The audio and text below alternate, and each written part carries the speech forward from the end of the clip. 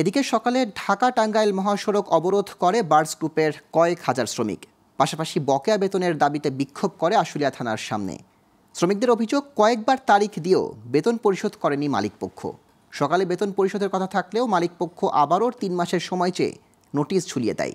এর প্রতিবাদে তারা মহাসড়ক অবরোধ করলে যান চলাচল বন্ধ হয়ে তীব্র যানজট সৃষ্টি হয়। এতে চরম ভোগান্তিতে পড়েন বিভিন্ন যানবাহনের যাত্রী ও পথচারীরা। পরে পরিস্থিতি নিয়ন্ত্রণে আনে র্যাব, পুলিশ, বিজিবি ও সেনাবাহিনীর সদস্যরা। তার আরেকটা ফ্যাক্টরি ঘুরাই, ওইটা রানিং চলতেছে, কিন্তু আমাদেরটা চলতেছে না। আমাদেরটা বন্ধ করে দিচ্ছে। আমাদের পাওনা আজকে দেওয়ার কথা, কিন্তু দিতেছে না। কারণ কি? জুলাই মাস আমরা পুরোটাই কাজ করছি, 30 তারিখে টাকা দেবো, কিন্তু 30 তারিখে টাকা না দিয়া আবার কালকে রাত্রে অন্ধকারে নোটিশ টাঙ্গাইছে বা সন্ত্রাস ভাড়া করছে। এরকম কি ঠিক? আমরা কি গরিব দেখে এই অবস্থা?